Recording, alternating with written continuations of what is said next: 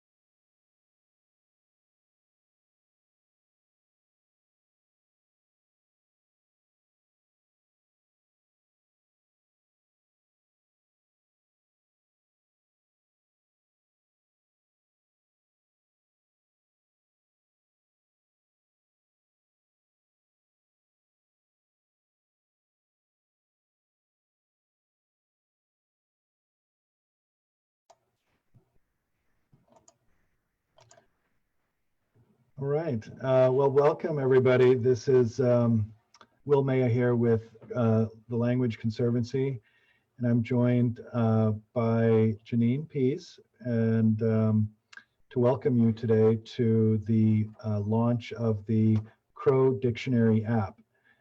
We're very, very excited to be here, and we welcome all of you. It looks like we've got 28 participants, and I know this is also being live streamed on Facebook. And we just want to welcome all of you to this event. This has been a long time in coming. We've been working hard. Sometimes the light at the end of the tunnel wasn't always there, but I think we got there today, and this has been fundamentally a team effort, something that many, many people, really hundreds, have been involved with over the last 3 or 4 years.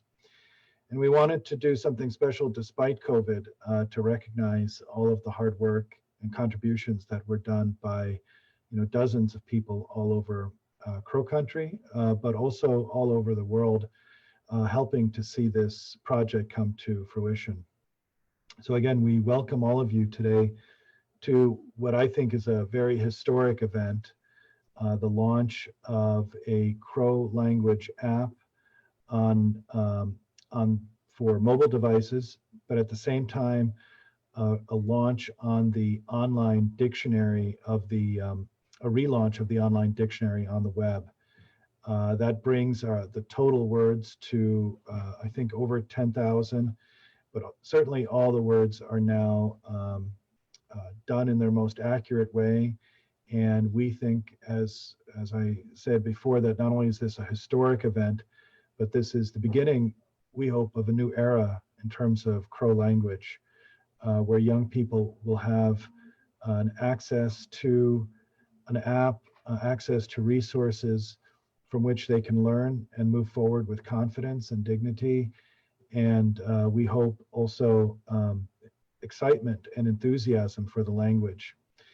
And of course, Crow language is sacred, is something that is highly valued by all the community members, and we're proud to be supporting of this as our organization, the Language Conservancy. And again, I'm just very grateful to be here, and I know that everyone on our team has been very, very grateful and honored to be part of this entire effort. So I think with that, I wanted to perhaps pass it on to Janine and let her introduce this project as well. Yes, good afternoon. This is a great day. Shodaje Ichikdalom. Balasha Akchuagide Jitchesh. My name is One Who Loves to Pray. I'm Janine Pease, the board chair of the Crow Language Consortium. This has been quite an adventure, the development of the Crow Dictionary app. And it really is a story of partnerships. And I'd just like to briefly talk to you about some of the partners that the Crow Language Consortium has had in the development of the Crow Dictionary. First, the Crow Language Consortium is a group of teachers who teach the language immersion classrooms, or maybe the teacher's aides, also language activists and linguists who care deeply about the Crow language. We organized a nonprofit in 2014. And since that time, we've had language institutes each summer.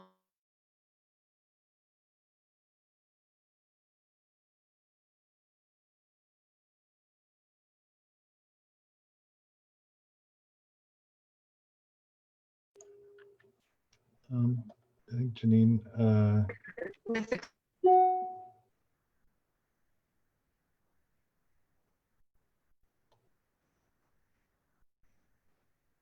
Janine, it looks like your connection stopped. We'll get you back here as soon as you can. Oh, maybe try turning the video on. Oh, now you're muted. You're back, but you're muted. You just need to unmute, Janine. I beg your pardon. We've had important assistance from 2 tribal administrations. Chairman Black Eagle helped us become acquainted directly with the Language Conservancy. You've just met Will Maya, and our work with the Language Conservancy has been instrumental in this development of the dictionary. Secondly, we have had an assist from Chairman A.J. Not Afraid, who gave the go-ahead for the Montana Indian Languages Program of the Montana Indian Economic Development Authority to fund Little Bighorn College for the kickoff event of the dictionary, gathering our community members in July of 2018 for the dictionary project. We also have had immense support from Little Bighorn College. At the heart of the college mission has been the preservation, the perpetuation of the Crow language, history, and culture. And Dr. David Yarlet has been immensely supportive of the dictionary project from its inception, providing space, providing support, and hosting a number of the funding sources for the support of the program. We've also enjoyed, as I mentioned, assistance from the Montana Indian Languages Program, Director Billy Ledoux. We're very appreciative of the support from the state of Montana and legislators, especially Native legislators like our own senator and now a member of the House of Representatives, Sharon Paragoy, and their work to continually fund the development of language programs on the tribal and the tribes of Montana. We have had immense support from the schools serving Crow Indian children, the public schools of Wyola, Lodgegrass, Crow Agency, and Pryor, and the LeBray schools, LeBray School at Ashland, Pretty Eagle School at St. Xavier, and St. Charles Academy in Pryor. We also have had a partnership with SIL.org, who brought to us and helped us with our work with our Crow language speakers in gathering the words and using their methods and techniques to make the dictionary very vital in representing our language. And finally, but none the least, the Administration for Native American, the Administration for Native Affairs, which is a part of the Health and Human Services, a federal department. They supported us in granting a major portion of the funds that has helped us develop this app. I'd just like to talk to you a moment about the experience of working with the fluent Crow language speakers. We have had something like 85 fluent speakers of the Crow language working with us. And this process will be described later in our program today, but there are several things that we realized in the course of our dictionary program that we had in July 2018. First of all, we found that our speakers had an immense depth and breadth of knowledge of the Crow language, and that the language, in fact, was remarkably vital. We also found that speakers of the Crow language had various expertise, whether they knew all the vocabulary about hunting, sewing and beading, raising children, horsemanship, across the board. Not everyone knew everything, but in a way, all these Crow speakers were an encyclopedia.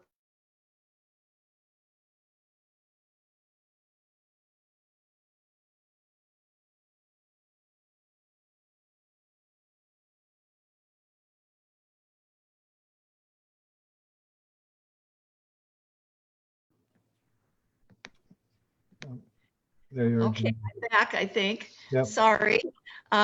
We found younger speakers, which makes us very optimistic for the future of the Crow language. And so just to say to you, the broad base of partnership that has brought this app along is very important to understand and appreciate. It's been years in the making, and there are many people who have, in fact, had an opportunity to work on dictionaries, and Father Randolph Greisick will talk to you about that as well.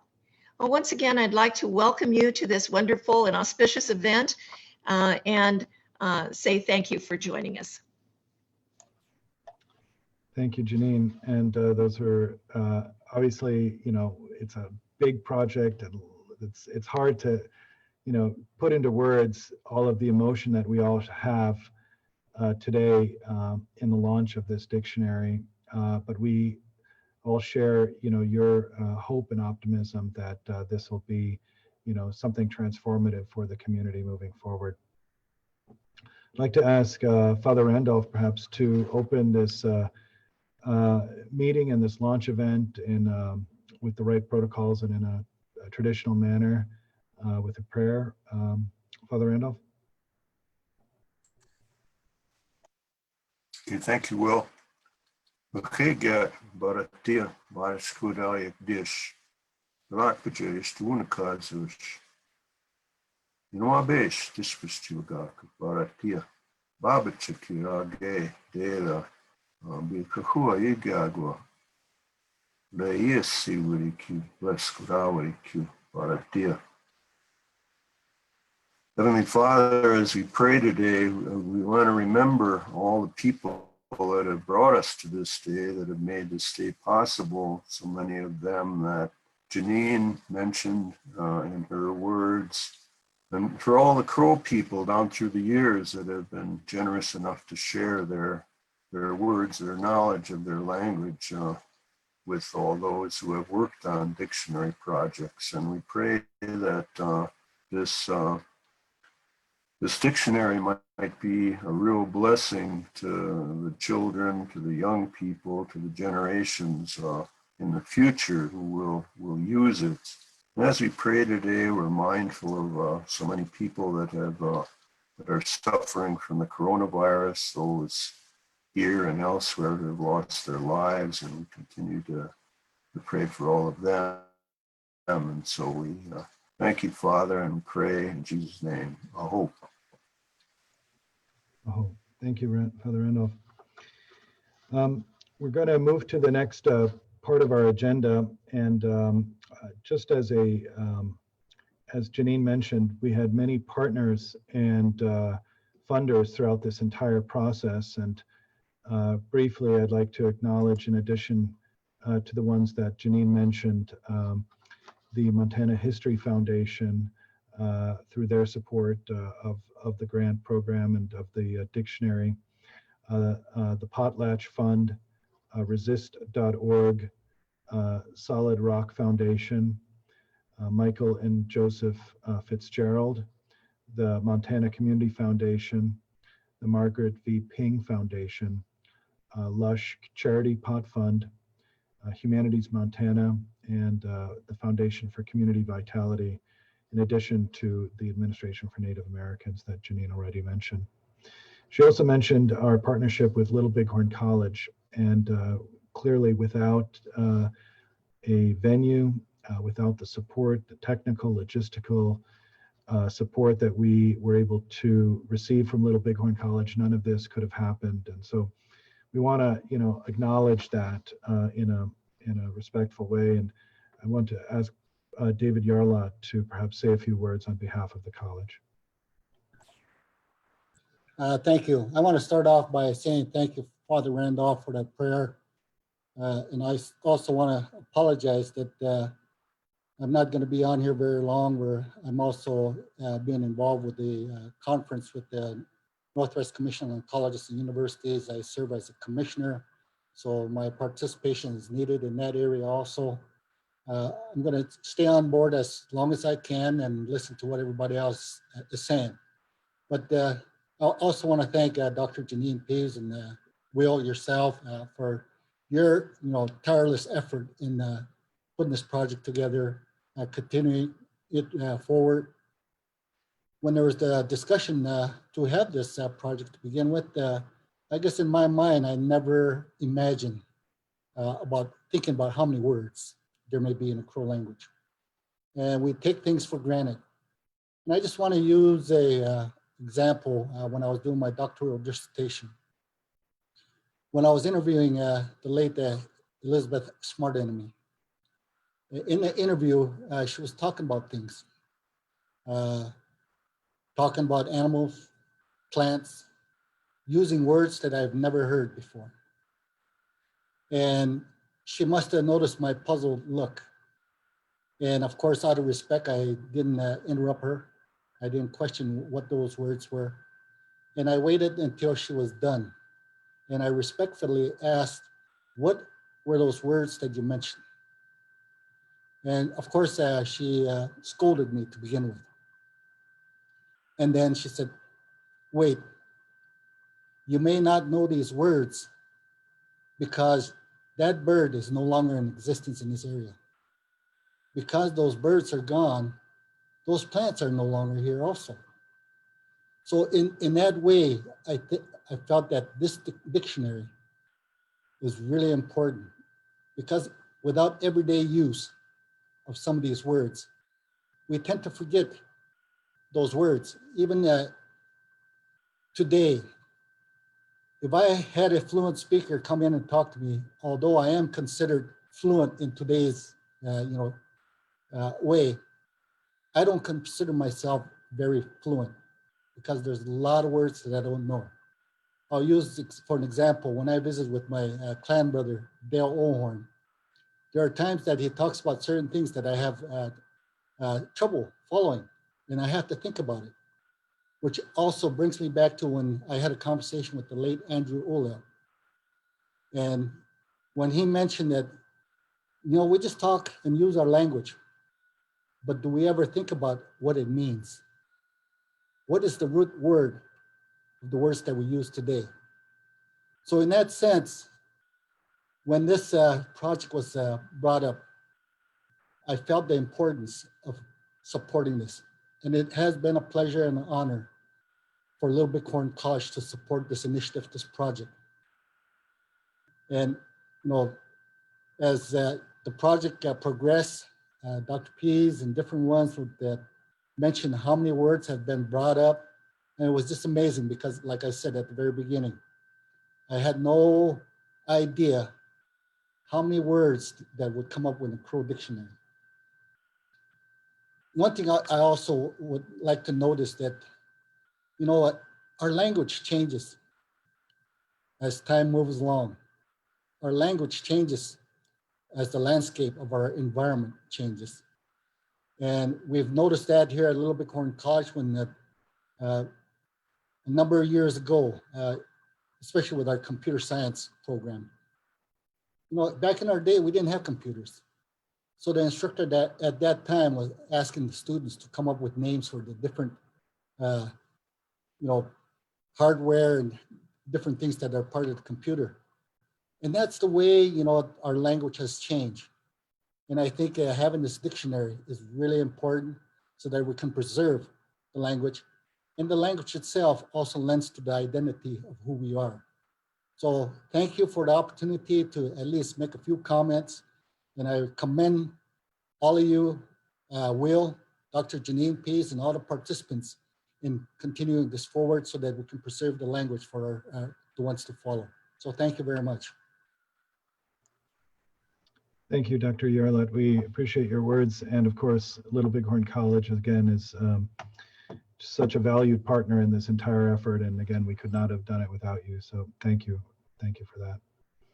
And again, this overall, this event wants to also showcase how much of a team effort this entire effort was. And we want to give you a peek at the product itself. And if you've not had a chance to download the app, there is a link right now in the chat for the iOS and Android versions of the app. So if you've not had a chance to download it, we do invite you to try that and download it by going to the link. You can even do it from your phone, or you can just type in on your phone in the Google Play or in the App Store, Crow Dictionary, Crow Mobile Dictionary, and you should get to it. But again, I'm showing it right now on my phone, and it's such a robust and wonderful app. And like many things, this is just the beginning of this app. We think that it'll have many updates, and it's really a work in progress. I just wanted to give you the specific statistics on this app. There are currently 10,337 Crow entries on this dictionary. There are 21,394 linked Crow morphemes. That means parts of the words that are also linked within this dictionary, which is also an incredible learning tool. And there's 34,790 English reversal entries. So there's many, many English words that can be found on the Crow side as well. And this is just, we hope, the beginning of a renaissance for Crow language as we add new words, as we add new areas and domains. And this is really an exciting time for Crow language. And again, we hope a new chapter in the revitalization and survival of not just the Crow language, but hopefully Crow culture, Crow people, and Crow identity moving forward into the future. So at this time, I wanted to give you all a chance to see how this great product was put together. We've all, Janine and I have been involved in trying to keep this thing on track, and I think the two of us together have managed to do it.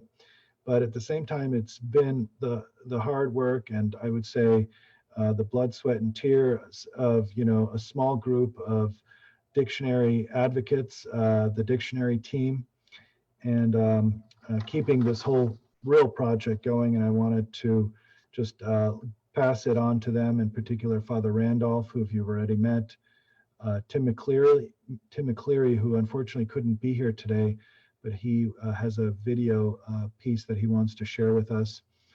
Rowan Hill, who is also here, I hope, Rowan. And Velma Pease, I did see Velma here. Thank you for being here, Velma. Curtis Yarlet, of course. Curtis, thank you for being here. And last but not least, the editor, main editor of the dictionary, Bob Rugg. Bob, can you give us all a hand? There you are, Bob. Okay. So I'm going to pass it on to the dictionary team to demonstrate for you all how this whole project happened. I think it's fascinating. Again, this is something historic, and we hope will be remembered for the value and the contribution that this whole team put together.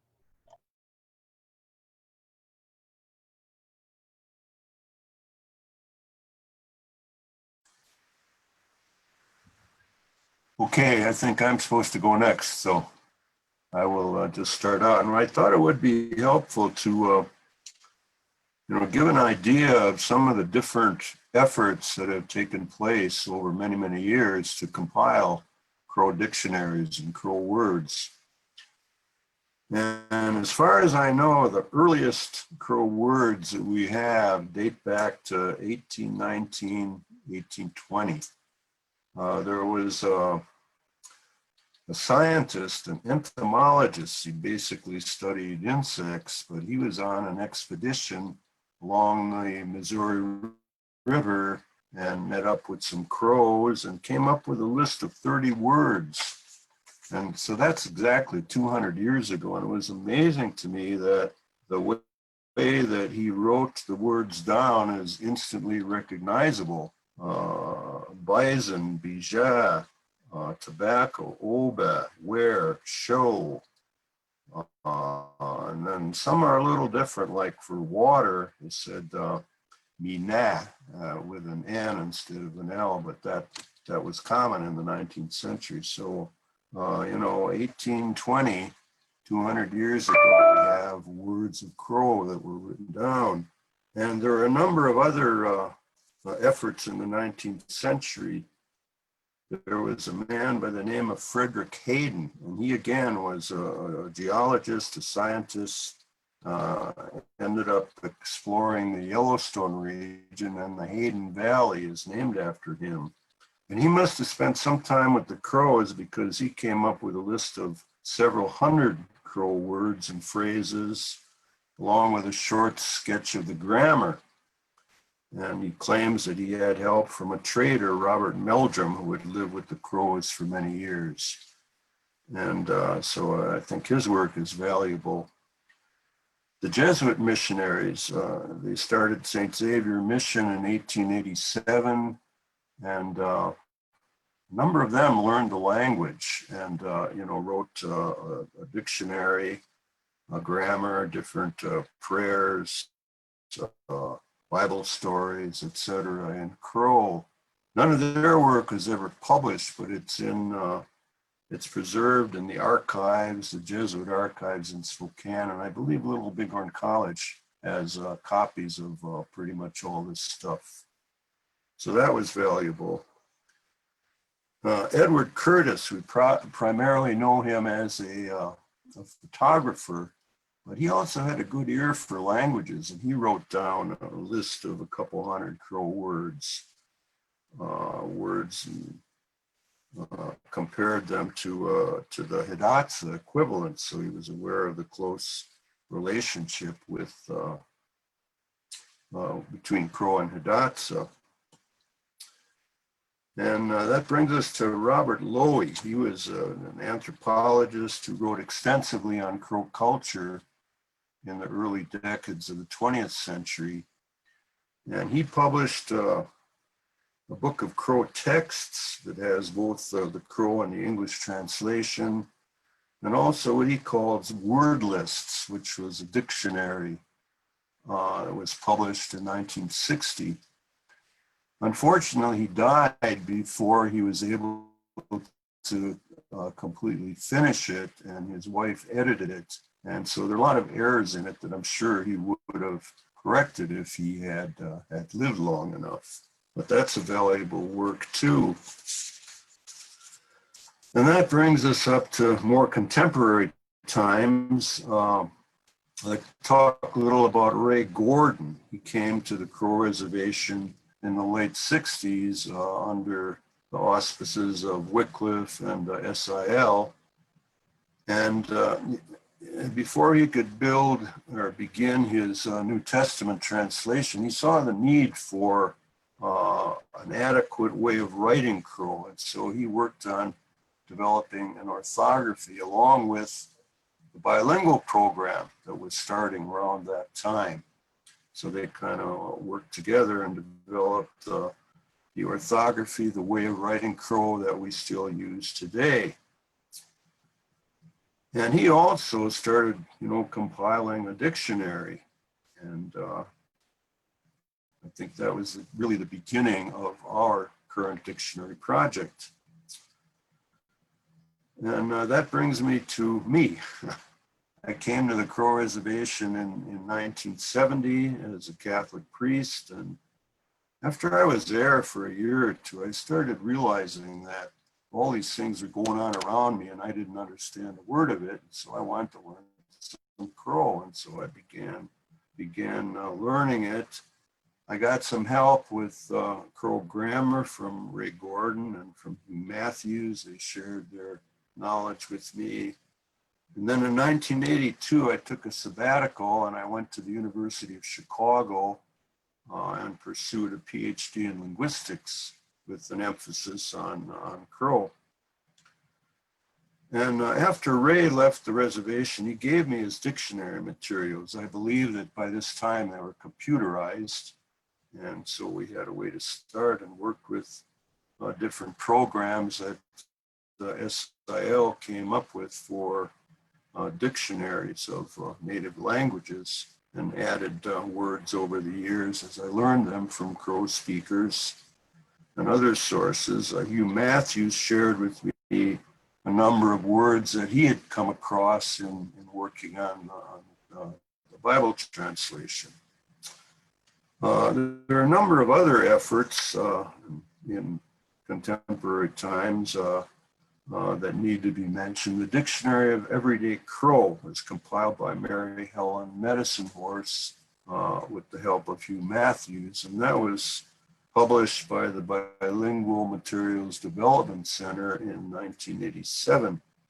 It's very good in many respects, but it's kind of difficult to use because it's organized into semantic domains. In other words, all the words for animals are together, for plants, for kin terms, names of relatives, etc. So you have to kind of know where to look for something, but it's very good. George, better known as Sonny Joe Reed, studied linguistics at MIT, and as part of his work for his master's, he compiled a short Crow dictionary.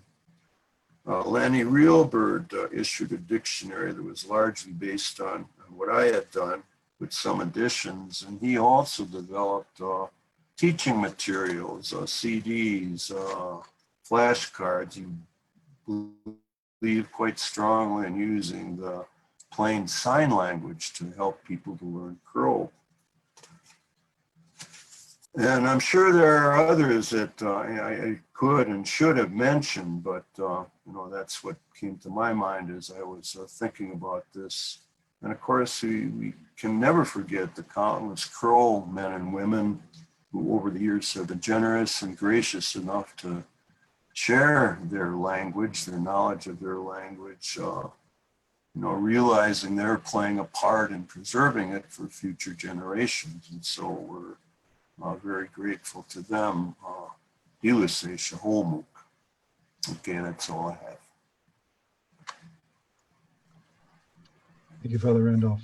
That was exactly, I think, just create perfect context for where we are today with the whole process. I think we have a video now from Tim McCleary. Bob, is that right? My name is Timothy McClary, and I am the department head at Little Bighorn College in Crow Agency, Montana. And I've been working with the Crow Language Consortium for 5 years now in various places and parts. This is a very important project, obviously, for a number of reasons. But one is that the Crow language itself is being used less and less, almost on a daily basis. I first started working at Little Bighorn College in the early 1990s. The vast majority of my students in the classroom were Crow speakers. And today, many of my students may understand Crow and speak a few words, but they're not speaking Crow when I walk into the classroom. And they're not speaking Crow when they leave the classroom. So it's no longer the language strength that it was 30 years ago. So on the project itself, I've done different things. The rapid word collection, I was part of that, where we worked with various community members and recorded them saying particular words for particular concepts, ideas. Then from that point on, I was part of the process of creating the dictionary, as far as, again, working with community members, with Crow speakers, to make sure words were being pronounced correctly, that definitions were being provided in English that properly reflected the meanings in Crow. And then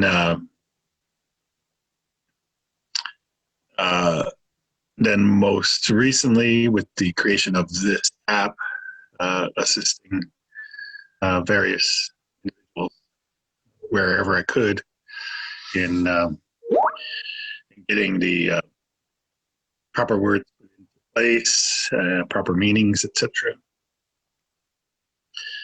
So then, as I was saying earlier, with the fact that use of the language has dissipated, especially for younger people, the dictionary online is a very critical component to helping younger people learn and utilize the language. What apparently has happened is primarily because of technology, this has also brought about less and less use of the language, of the obsolete language. And because young people are very in tune with technology. And some years ago, I was speaking to a little girl who was being raised by her grandparents, and her grandparents only spoke Crow to her, but she always answered them in English. And I asked her why she didn't answer her grandparents in Crow, and she said, because I don't hear Crow on the TV.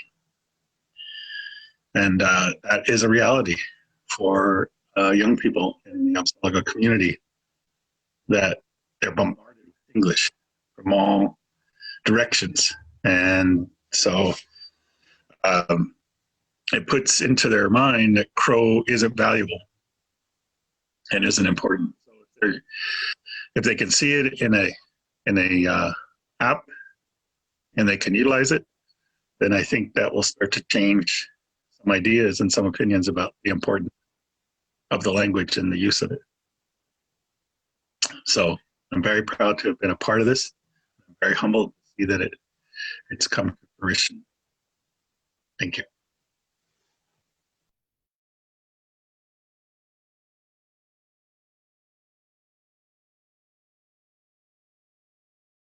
Thank you, Tim. I think Rowan is next. Okay. I have to figure out how to get my camera back on. Sorry about that.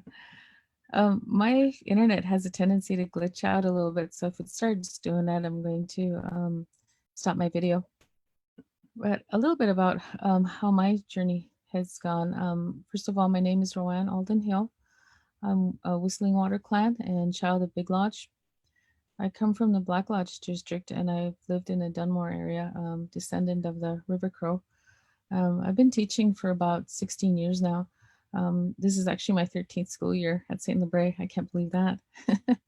When I first, and this is just a little bit of a background about what I've been through. When I first started teaching here, one of my major struggles was with material. We didn't really have a lot on hand, being the first Crow language teacher here at St. Lebre campus in Ashland. So I called up Curtis, and he loaned me all the Crow language books and material that he had.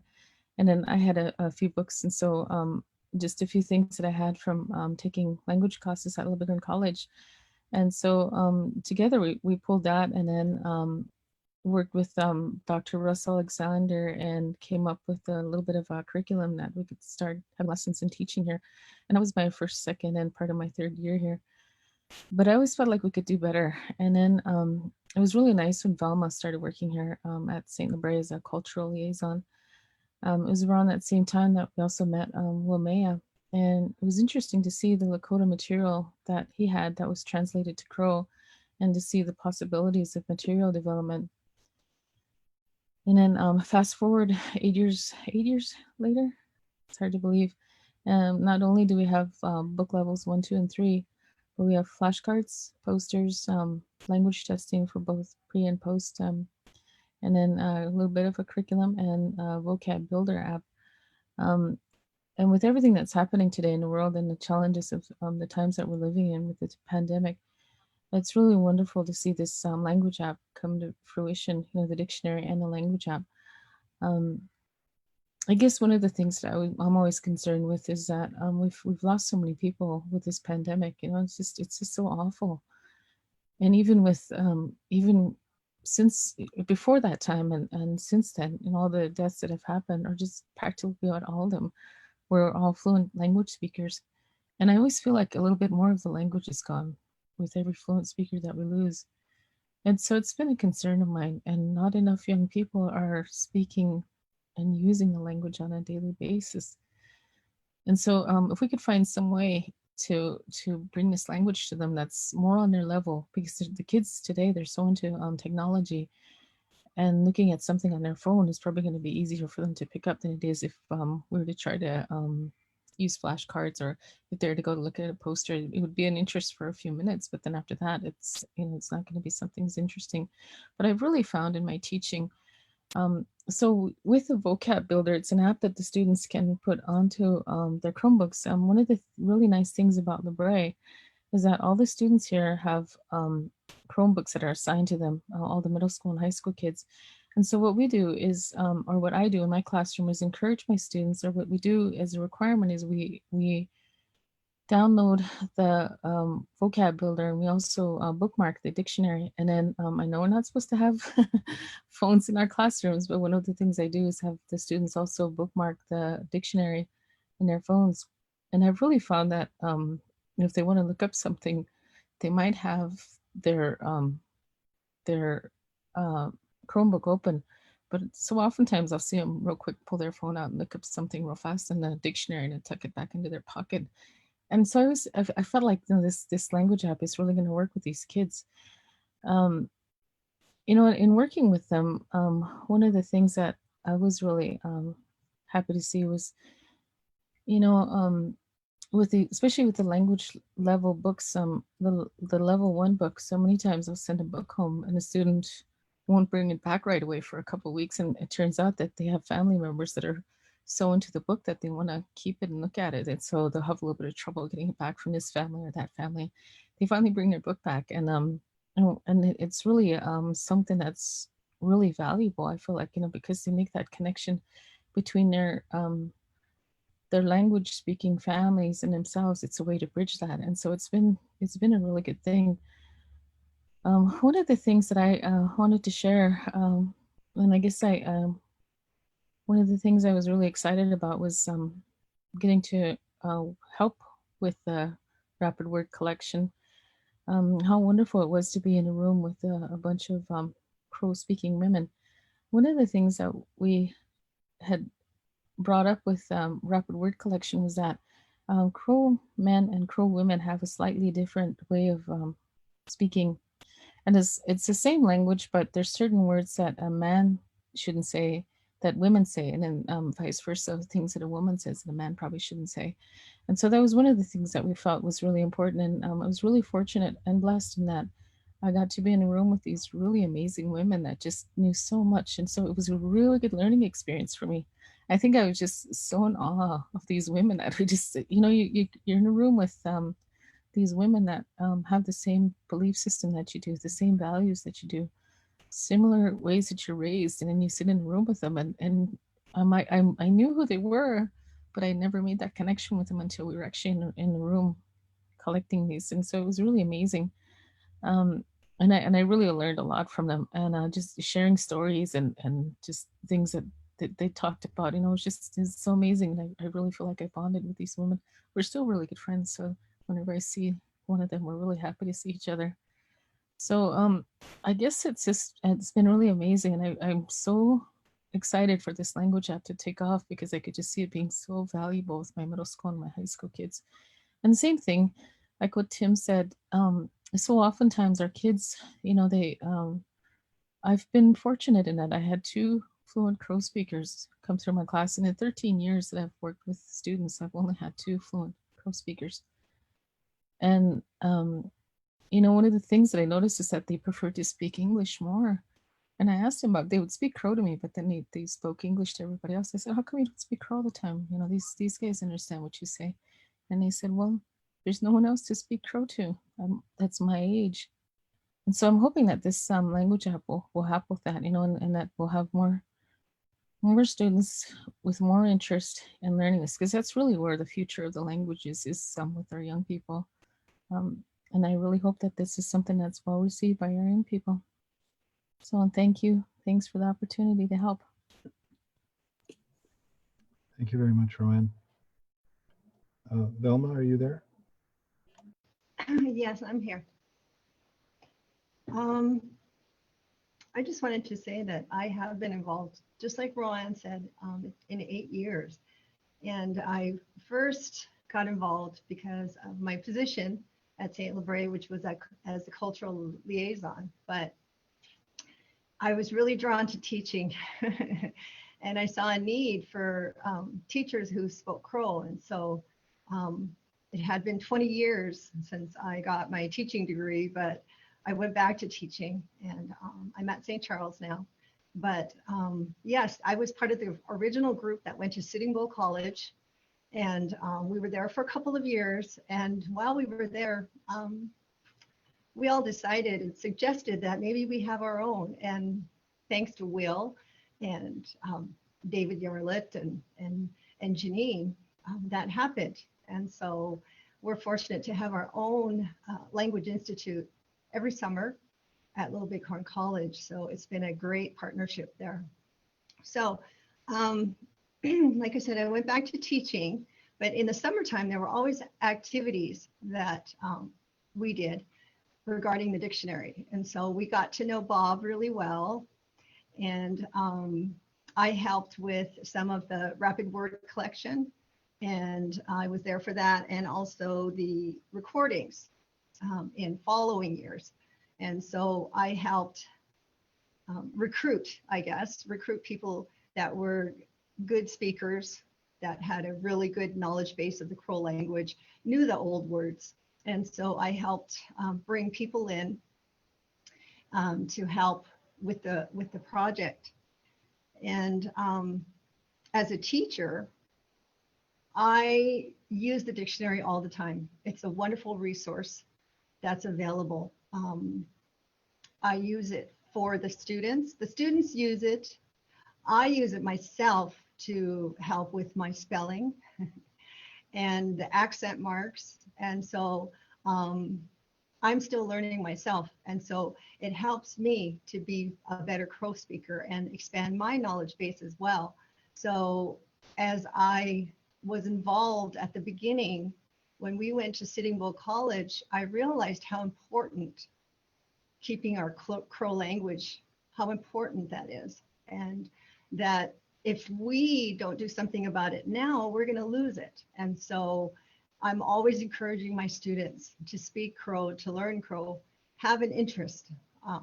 And so it's very important work. And we don't want to lose our language. And we are fortunate to have as many Crow speakers as we do. I wish we had more. And like Rowan said, we're losing some every year. And so, but yeah, that's all I have to say. So thank you for including me. Thank you, Will. Thank you, everyone that's involved. Thank you, Velma. Curtis?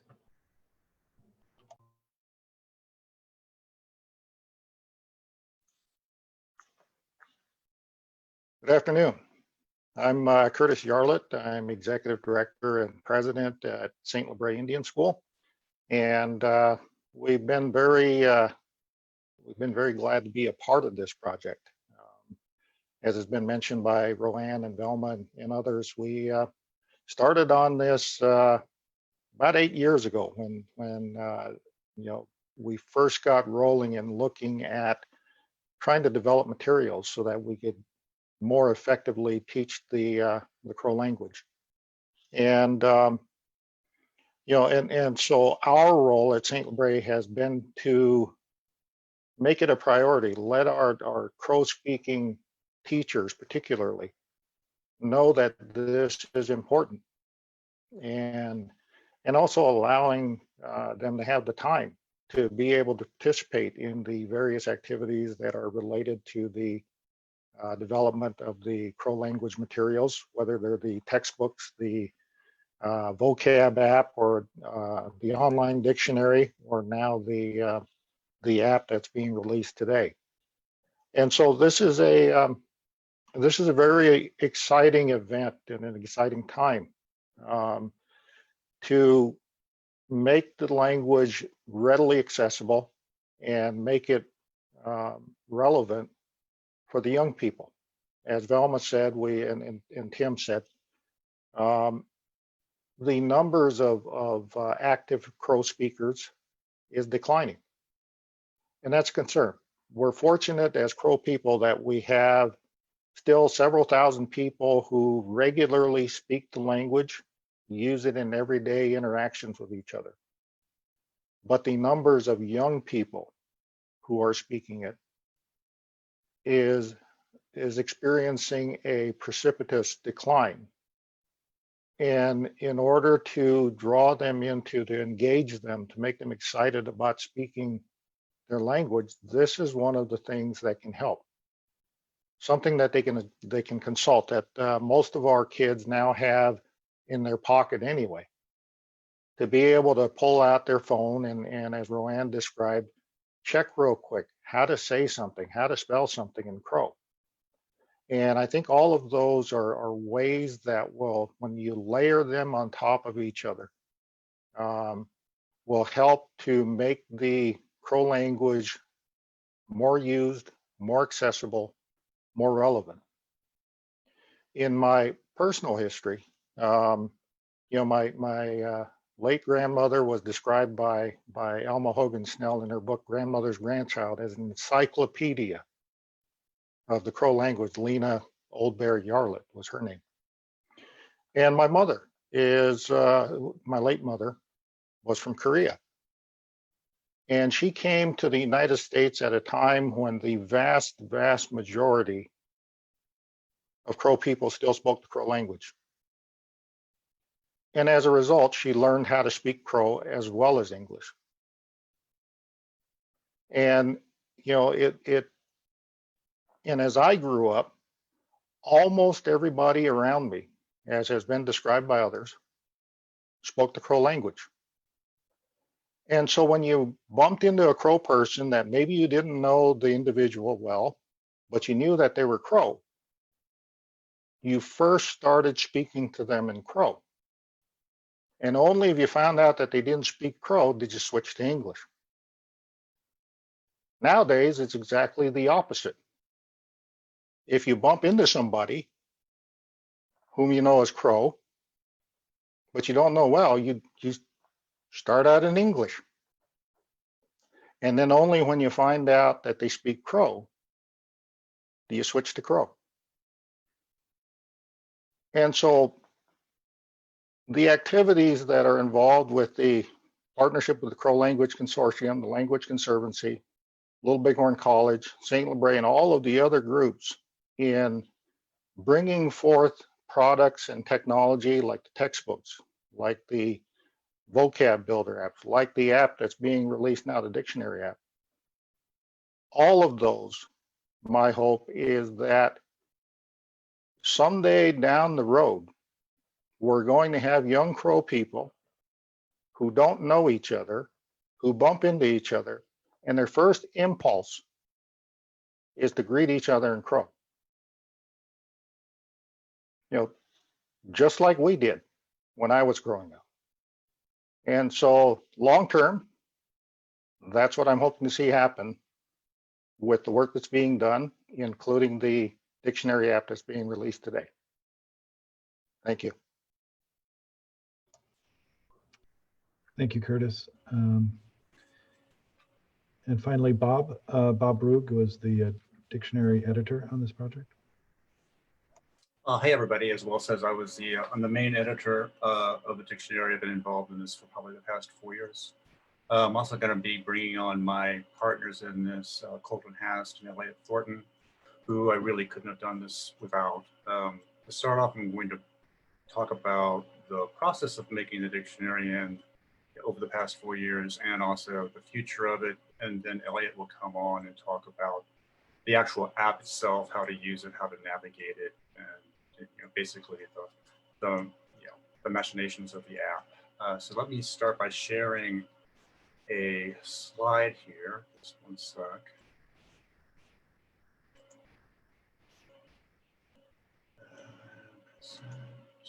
And great. Can everybody see this? Okay. The initial edition of the Crow Mobile Dictionary consisted of combined data sets from Father Randolph Greich's word list and the Rapid Word Collection of 2018. The process of recording Father Randolph's list employed over 20 Crow speakers, recording and re-recording close to 6,000 words over a period of 3 years. Recordings were compared then and funneled down to best recording per speaker per gender. Recordings were flagged for mispronunciations, inconsistencies, poor quality, and then re-recorded.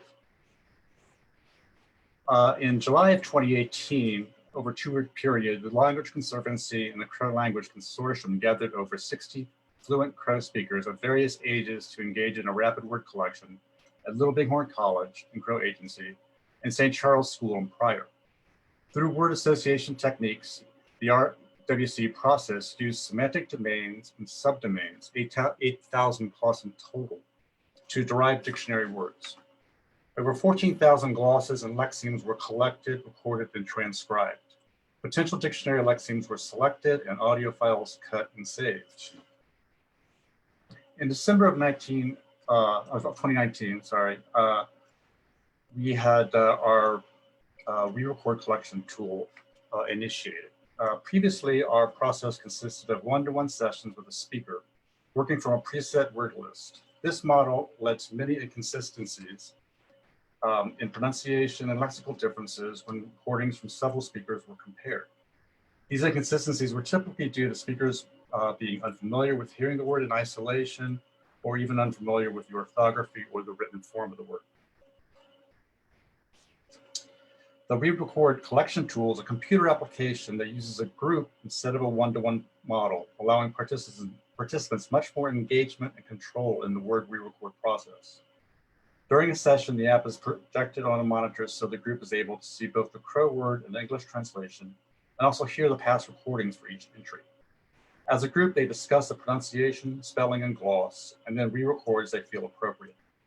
Playback and immediate feedback occurs as soon as a record function is stopped, so the participants are able to re-record until they, as a group, are satisfied with the result. And now, Colton, would you like to talk about the remote recording that we did in August?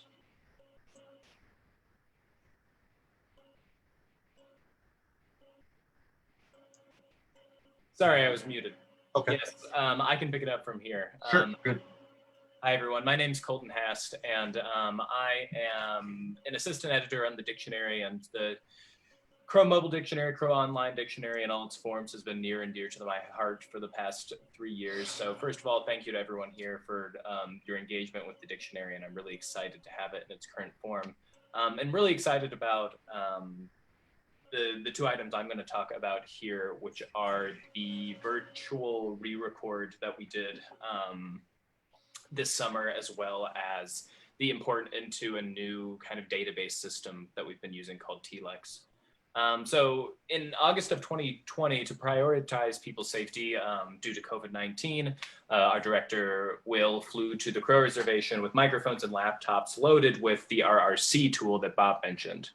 These were set up in 4 separate locations to accommodate our various speakers. Prior to this, the majority of the RWC data had been vetted over conversations with Father Randolph and Tim McCleary, and later Riley Singer and Vance Crookedarm. Our objective was to re-record all words that had inferior audio quality or no audio at all. Over a period of 3 weeks, the recording process was monitored in our offices in Bloomington via Zoom, while 15 Crow speakers contributed to this effort and close to 2,000 words were re-recorded. This was a novel approach to field recording virtually that, to our knowledge, had not previously been attempted at scale. So luckily and thankfully, the process came off with very few glitches, and the recordings that we made were outstanding and have really contributed to a much more refined version of the dictionary as we know it today. Another big leap that we made was with TLEX, or Schoenlex in its full form. So data from both the kind of original GRI checklist and the RWC and RRC words were merged and imported into the dictionary editing software TLEX. TLEX is an excellent tool for organizing entries and gives you a display window that shows the entry as it would be viewed in print or online. Up to this point, all of our editing was done on spreadsheets, so being able to visualize the final product as we edited was a major improvement. TLEX also has a very robust search and filtering system. Once the data was imported, we were able to more readily find duplicate entries, add parts of speech, find errors in spelling or morphology, and create cross-references for variants, synonyms, and antonyms. So overall, a much more robust database system. The next step in editing was conforming and consolidating all of the multiple spellings of the morpheme so that we could link each morpheme to their respective entry. These linkable morphemes are one of the more dynamic aspects of the dictionary and a great tool for those learning the language. And we'll get to see that demoed a little later.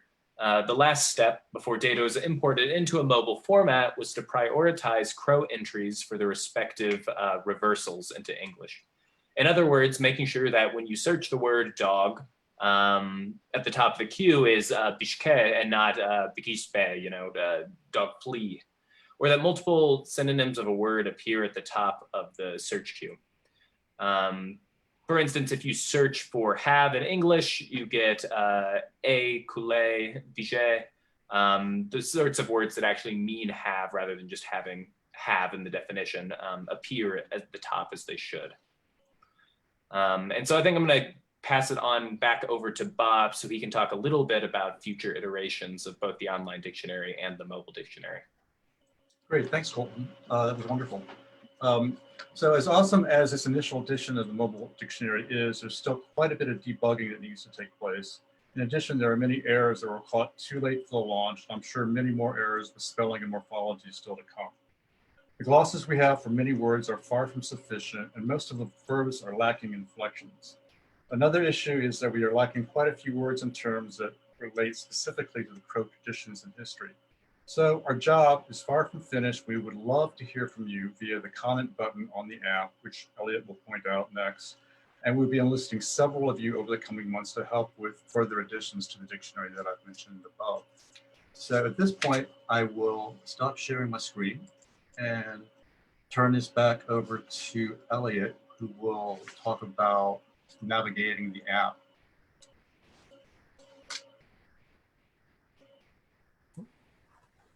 All right. Let's see. You guys can see my screen all right?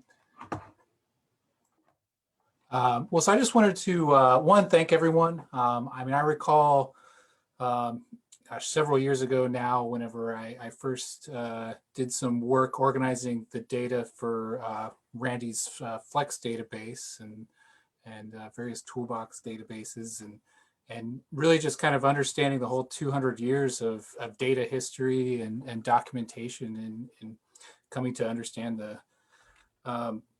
coming to have what we have today in the Crow languages is just really exciting for me.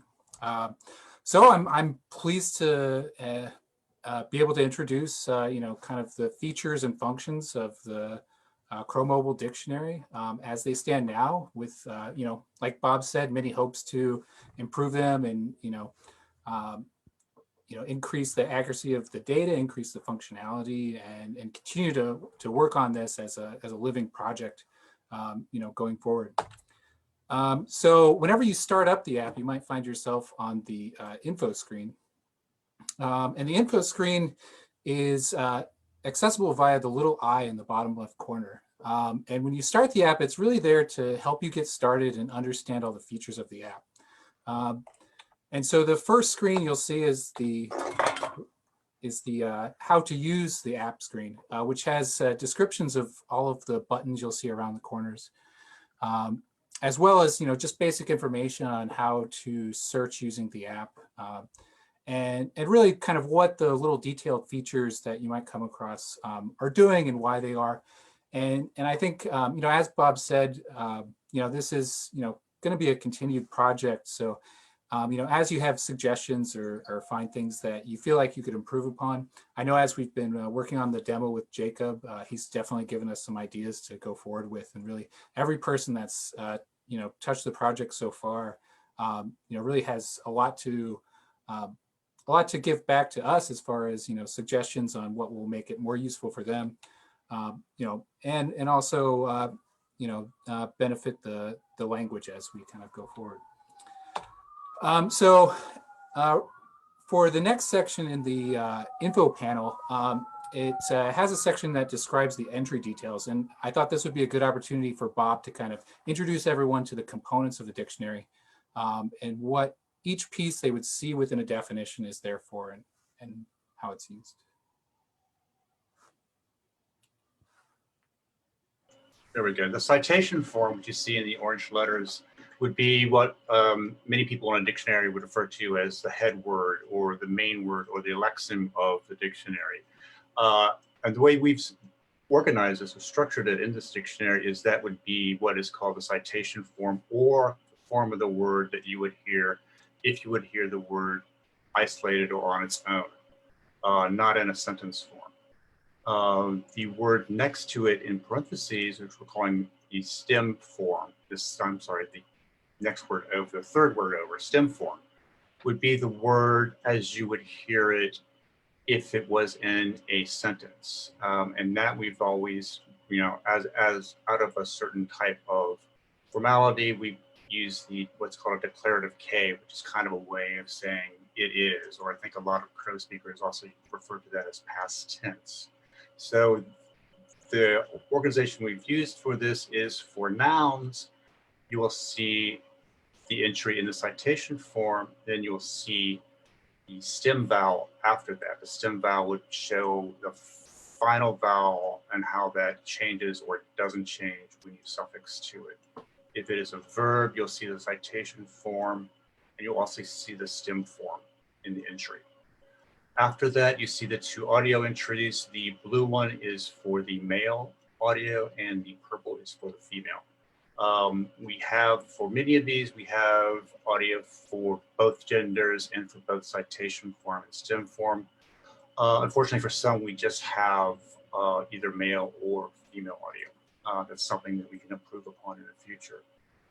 Next, you'll be seeing the part of speech. So part of speech, many of you will be thinking of like nouns or verbs. We've also added adverbs and different types of verbs, state of verbs, and active verbs. And gosh, what else would be in that list? Vocatives or imperatives, phrases, idioms. We have quite a few of those. The next would be the morphology. You see the word morphology broken up with a little plus in between or the addition sign. Morphology is how the word is broken down into its like elemental parts. And this is really important, especially with Crow, because Crow is such a descriptive language and such a morphemic language. Those of you who are familiar with it or not as familiar with it will know that a lot of the Crow words are, can become really, really long and intimidating to the learners. So once you learn the morphology, once you get more familiar with it, it becomes a lot less intimidating. That's just something that I went through over the years. And now I look at these long words and I know exactly what the word is referring to. So what we've done with this dictionary is made each one of these morphemes that you see in the brackets, they're going to be linkable to their actual entries. So you can link to that word if morph was actually a Crow morpheme, you could click on that and link to it the actual entry for that and find out what that word means on its own. So I think that's going to be just a major learning tool for anybody to use. The next we see the inflected form underneath that in the parentheses. Those we will have mainly for verbs, and it will show the different inflections for first person, second person, third person, first person plural. In other words, meaning I do, you do, he does, we do, they do. Like I mentioned before, we have that for several of our verbs, but we really would love to get inflection tables for all the verbs that we have in the dictionary at one point. The next you'll see is the definition or the sense. The definition is going to be the English gloss or the English translation equivalent. For many of our entries, we're going to have more than one definition, and we call those senses. So the different senses of the word. Senses can be just slight differences or sometimes even stark differences. And after that, we have the example sentence.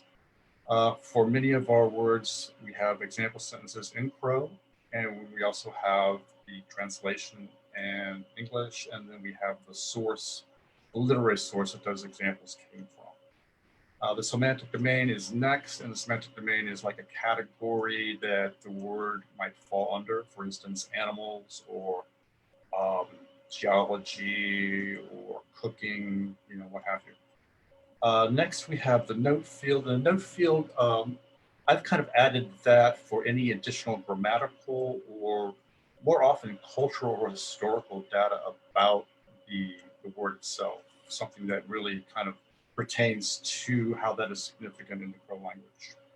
And then after that, we have the Latin name. The Latin name is more like a biological name, and that will be mainly used for describing the Latin form of the plants and animals that you see in this.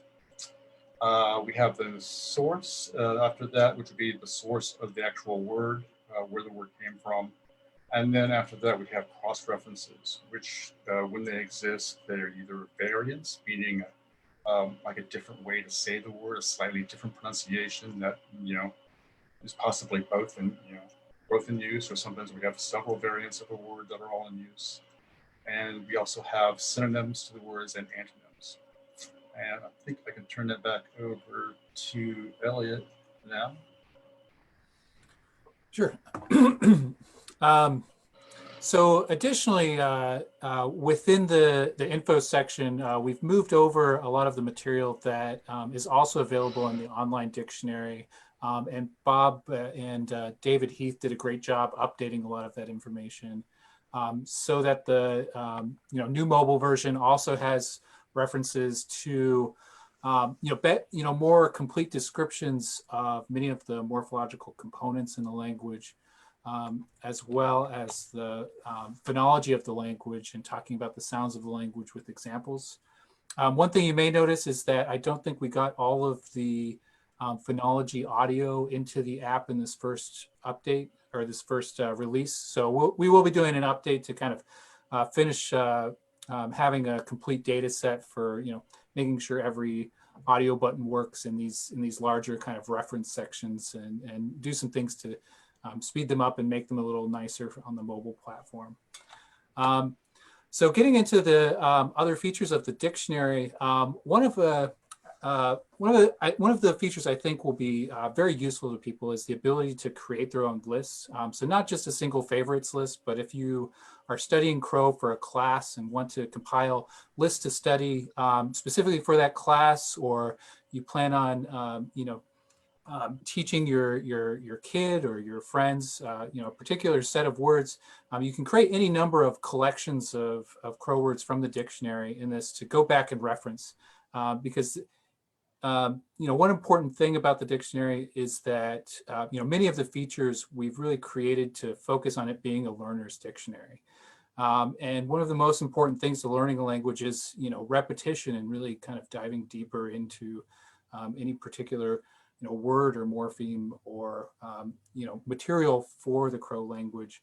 And so I think this favorites list and the ability for a learner to really kind of organize their Crow thinking as they wish will be really useful for everyone.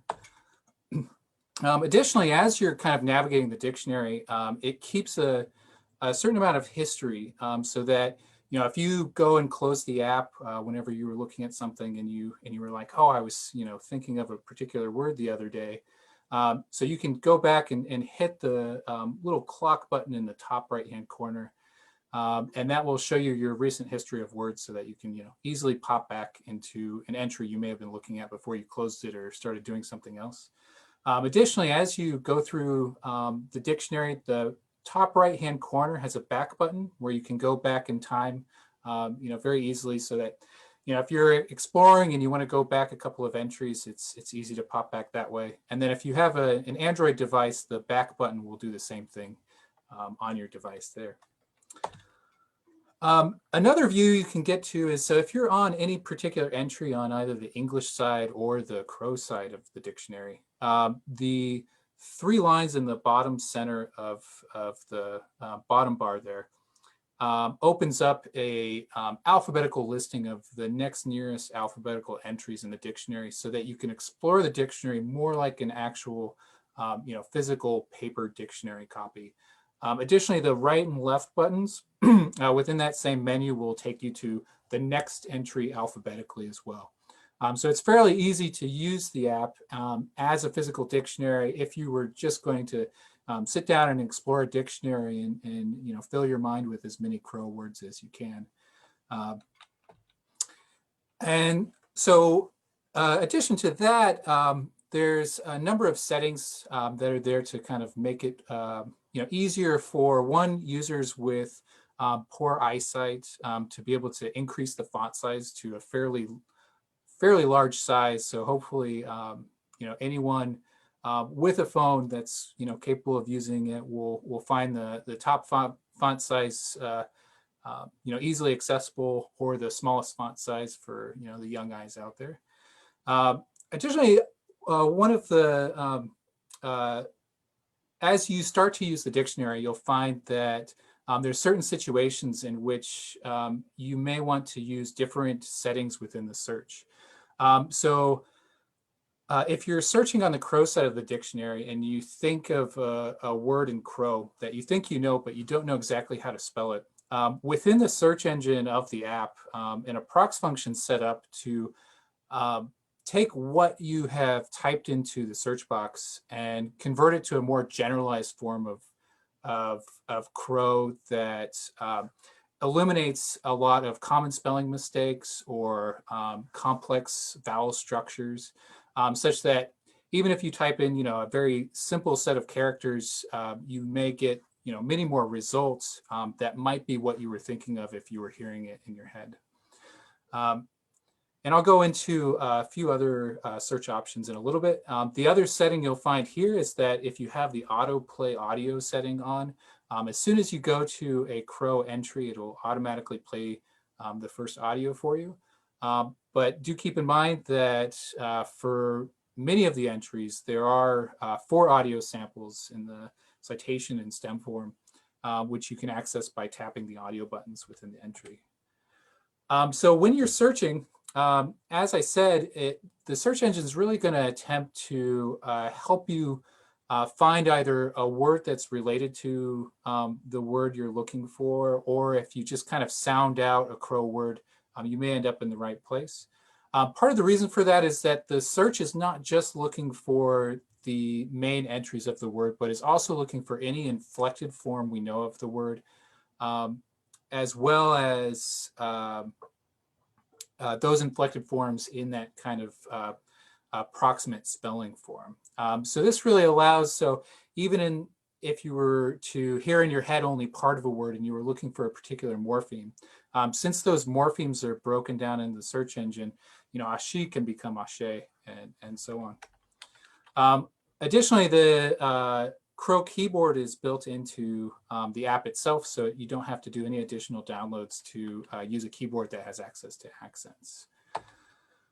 Also, if you were to tap full search while searching, it will really kind of go all out and attempt to find any word that has what you're searching for anywhere within the word.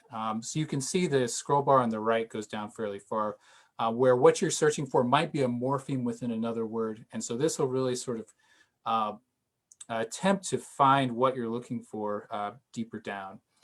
Additionally, you can search for you know, English very thoroughly. As I think Will mentioned, there's you know, more than 30,000 searchable English entries where those Crow words have been linked over to English terms, and then Colton and Bob did a great job of working with you know, Tim McCleary and others to organize those as well as we can to make sure that the you know, the Crow word that makes the most sense for that English word is near the top.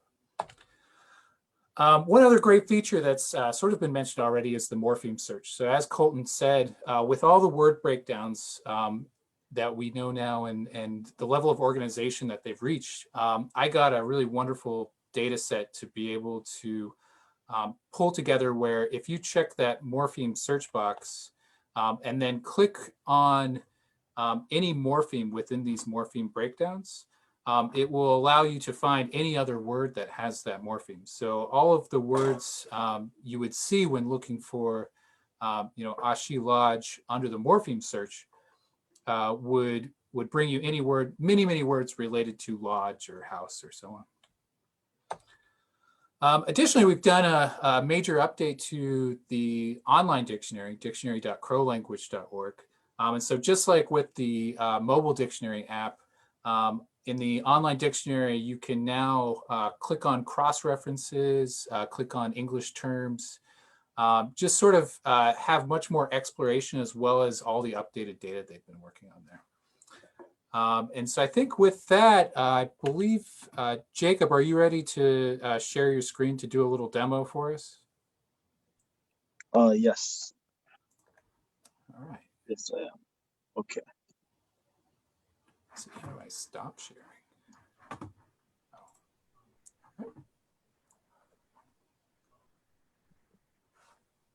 Okay.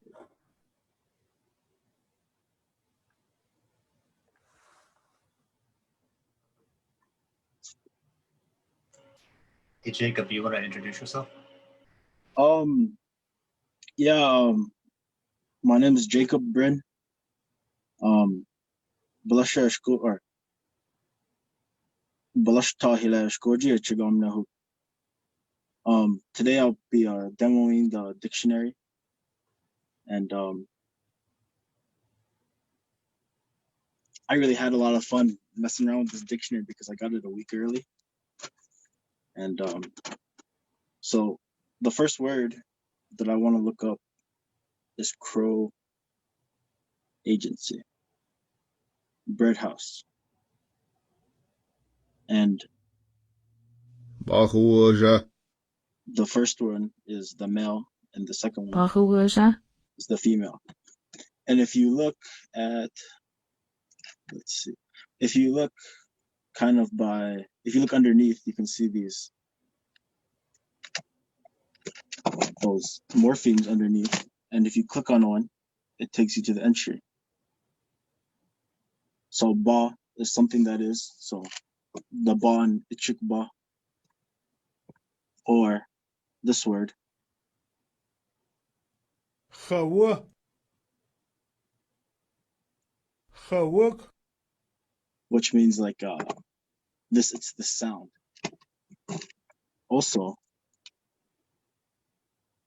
the word for house or tipi, aja.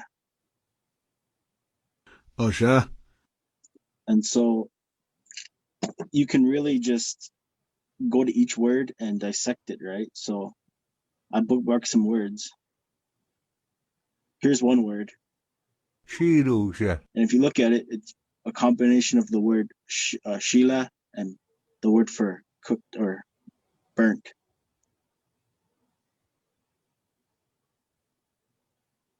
And if you press back, you can find all the other entries that are in alphabetical. So there's this word right here. Ospahelak. Also, this word right here. Bulupashin milakha. And as you can see underneath, there's every word that this word is made out of, right? So the word bulupeh, you can click on it and it gives you the definition. Bulupa. Also, this word right here, Bilakha. bilakha, which I guess means like water that comes out of, right? And so this dictionary, you can spend hours on this and get lost, right? So I was on it earlier and I was just looking up words like this word for tree. Barabara. It's made of two words, the word for wood. Bala. Also, the word for grow. Abala. And if you look underneath, you can see there's an example sentence, and you can click on each word in that sentence, like this word right here, Cool. or this word right here, Akhasha. and you can just really get lost. It's really interesting. Also, there's also the morpheme part, right? So if you take an example of this word right here, Kalichirija. Iwachi chekyo. you can look at this part, ba, that we already looked at, right? Also, you can look at the word lightning. Kalichia. And so I think that's everything. What do you guys think? I think I showed a lot. I thought that was great, Jacob. Thanks a lot. Yeah. Yeah, we met Jacob this summer through the Crow Summer Institute, and he's just a really great guy. Both he and his uncle Aaron are just wonderful people that we've met and have started a close relationship with. Is there anything else you want to say, Jacob? I don't know. I just want to say this is a great app. I'm pretty much on it all the time for translating something. It's just the best. Yeah. And you were one of Rowan's students last year, right? Yeah. Or 2 years ago. 3 years ago. Okay. Yeah, she talks highly of you, and you talk highly of her, I know. So. Yeah. My teachers Rowan and Rafael are in here right now. That's right. Yeah. Hopefully I made them proud.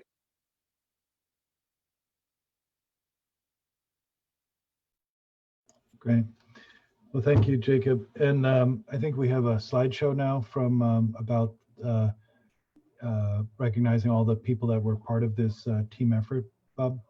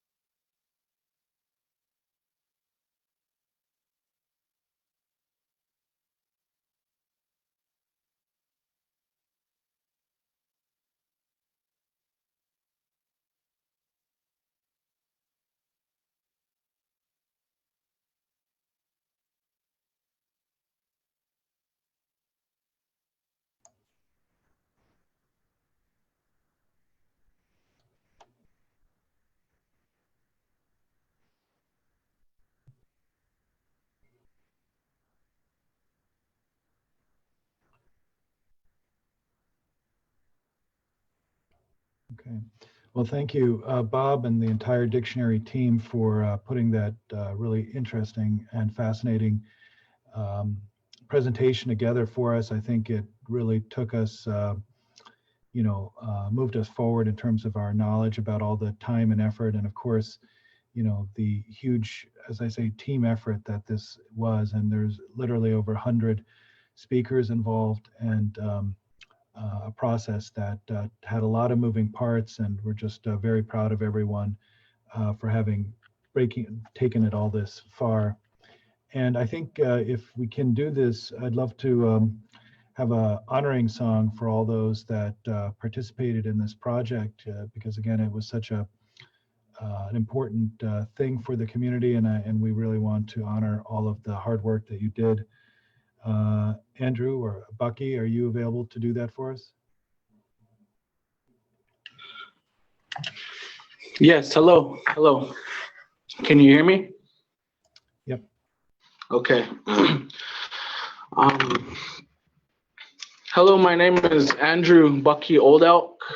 I'm from the Crow tribe, from Crow Agency, Montana.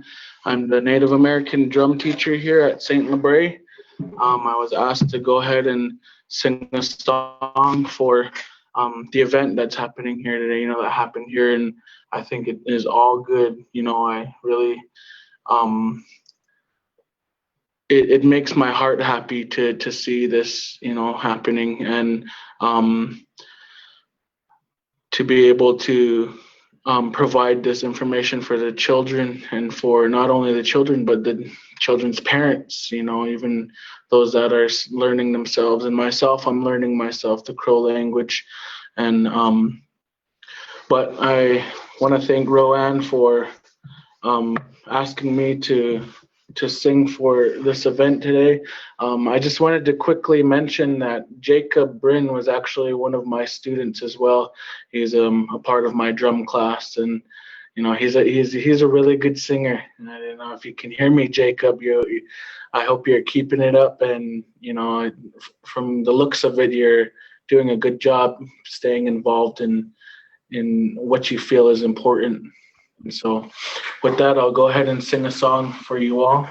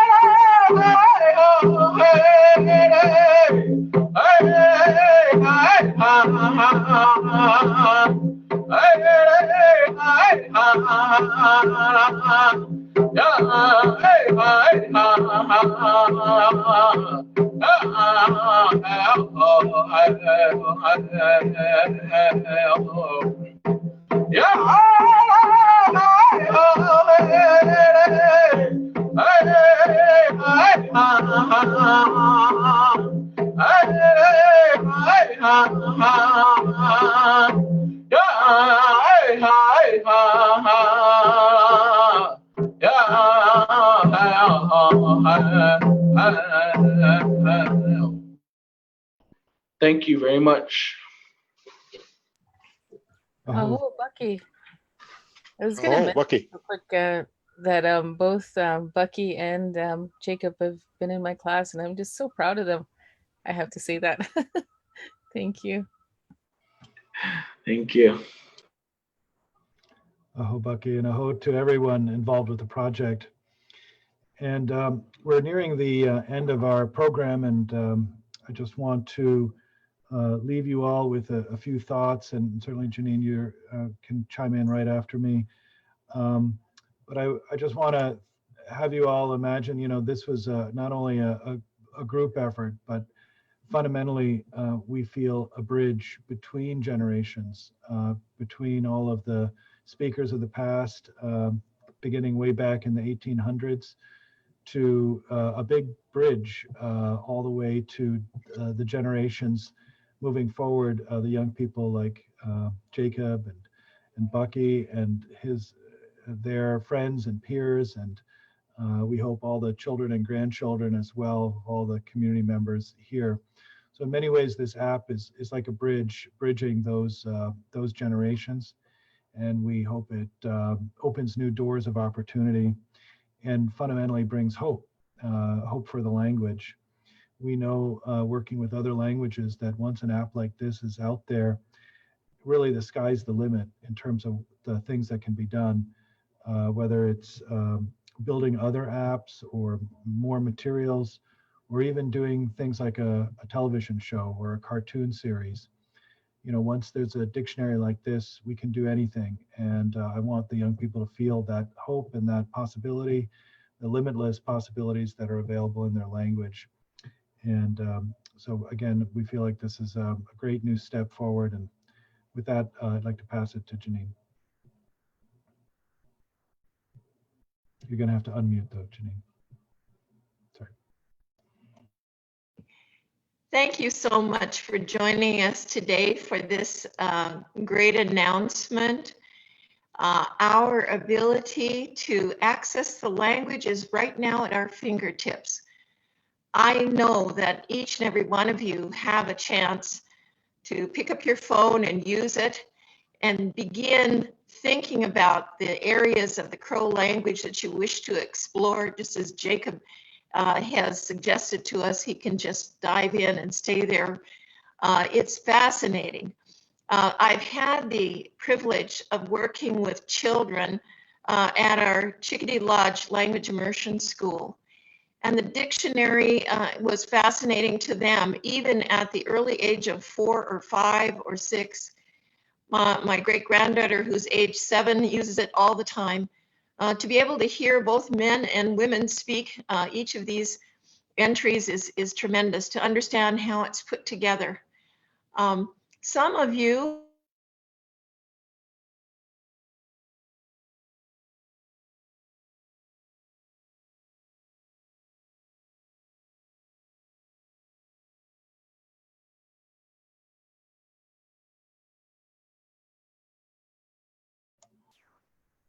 Okay, I think Janine is